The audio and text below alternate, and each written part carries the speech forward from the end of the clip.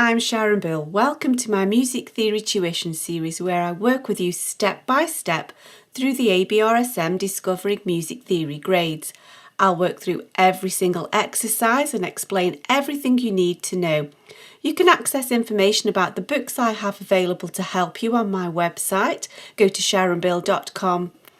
For advert-free and longer lessons, you can become a patron at patreon.com/SharonBill. If you can give me a like, that would be super, and please do subscribe to my channel to stay updated. You can support this channel by buying me a coffee at buymeacoffee.com/SharonBill. Moving on now to page 35, we're going to look further into the topic of keys and key signatures, and this draws upon what we've discovered in the previous section where we were talking about the scales and what was required in each scale. And at the top of page 35 you'll see there's a little reminder here, so just to remind you that to make the major scale pattern, which is a mixture of tones and semitones, we have to include certain sharps or flats to make those major scale patterns occur when starting on different key notes, certain tonics or home notes as it were. And C major is coincidentally on all of the white keys, no sharps or flats. G major has just one sharp, if you remember, that's F sharp. D major requires two sharps, that's F sharp and C sharp, and it's always two sharps is always F sharp and C sharp. One sharp is always just F sharp, and it builds onto that.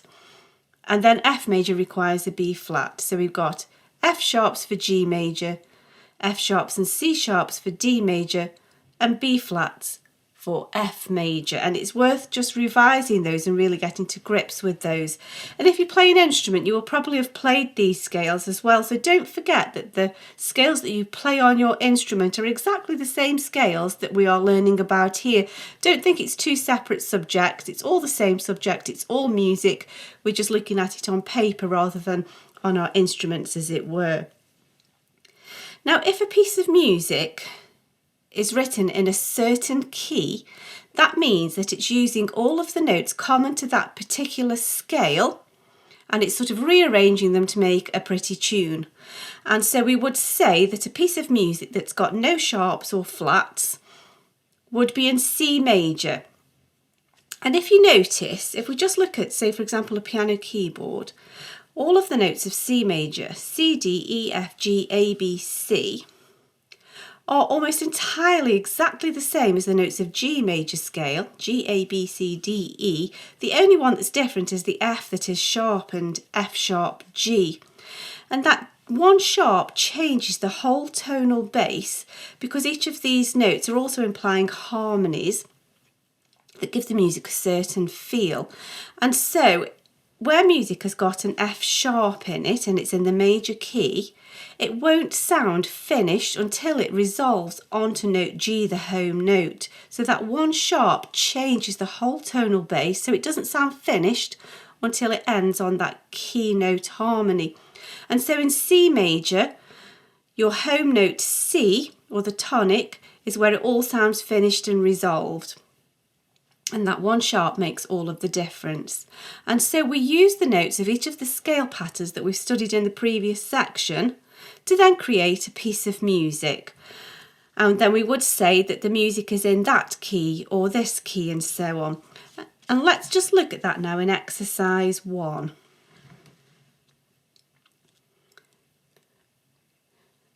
So we're asked to name the key in each of these melodies. And so we've got to look for some clues. Now the main clue will be, for example, in exercise A, we have this B flat. And so we need to know which scale system has B flats. And we know that that's F major, and you can double check that at the top of the page, or you can look back in the previous section, and it's worth just revising that. So B flat tells us that we're in F major. There is also another clue in a piece of music, not always, but it's a good indication, where we see that it's ending on the home note, the tone key, the tonic. And so here we see we're in treble clef and we've ended on F. It actually begins on F as well, sort of starts and finished at the home point, and then we've got this. But the main indication is the fact that it's a B flat, because it's the only scale system where B flat makes sense to make that arrangement of tones and semitones. In C major, which we know has no sharps or flats, there will be no place for that to be flattened. And so we have that main clue plus these two other clues to tell us that we are in the key of F major. And so I suggest that you have a go at the remaining few exercises here in exercise 1. Have a go and then pop back into the video and we can check through these together. So we're in the bass clef and we've got an arrangement of notes here, and it's almost a scale pattern. We can see it's going up and down, but we have a little bit of a melodic wiggle at the end. And music is always made up of notes from the scale pattern that's then rearranged to make a melody. And it's a wonder really, isn't it, that we can rearrange the notes of this scale pattern in so many different ways to create so many different melodies. And here in this exercise B, we can see we've got no sharps, no flats, nothing. And so that would tell us it's in the key of C major. And we can confirm that with this additional clue that we can see our home note. So there's no sharps, no flats. And then we have this home note at the end. We're in the bass clef, that's a C. And actually it begins on that C as well. But the fact that there are no sharps or flats is the main clue that we're in C major. And we get the tonic, the C, actually several times. We can repeat that tonic note. We can repeat any number of steps of the scale in various octaves. It's the same note C on various octaves, and so we can jump that around as many pitches as we like, octaves higher and lower. It's all the same principle. It's just rearranging the notes of C major up and down the various instruments. And so the next one, so we've got a little bit more business going on here. Let's see what we've got. We're in the treble clef. We've got a sharp here, and that's an F sharp. And then we've got a sharp here, and that's an F, A, C sharp. Remember the treble clef notes spell face, F, A, C, E, C sharp. We have another sharp here. Every good boy deserves football. That's an F sharp, an octave higher than this one. So it's like we're repeating the pattern over again, an octave higher. And then we have another sharp here, which is a C sharp. And then we have another C sharp here, that's middle C sharp. So we have lots of different C sharps, and we have an F sharp here and here. So we've got two sharps basically, even though there are lots of different ones over lots of different octaves. In principle, we have two sharps, F sharps and C sharps. And that would tell us that we are in D major. D major is the key or the scale structure that has two sharps, F sharps and C sharps. And then we can confirm it. It doesn't begin on the tonic, but it does end on the tonic. There's our home note. It doesn't have to end on the tonic, but the melody doesn't sound finished if it doesn't end on the tonic harmonies there. So that's just an extra sort of confirmation, but our main clue is here. So we're D major. And so the next one, we're in treble clef again. We have one sharp here. Every good boy deserves football. That's an F sharp.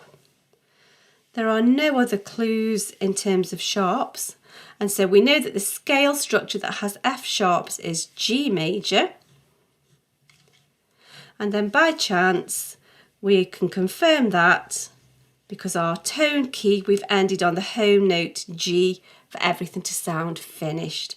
And so now we can see how the scale patterns that we learned in the last topic can now be applied to pieces of music to change the key structure, where we move around the instrument playing in different tonal structures, and we can use the clues to tell us which key we're in. I hope this is helpful to your studies. Please do like and subscribe to stay updated. If you'd like to support this channel, you can buy me a coffee, and for advert-free lessons, you can become a patron. Do visit my website where you'll find many resources available to help you. Visit sharonbill.com. Thanks for watching. Bye.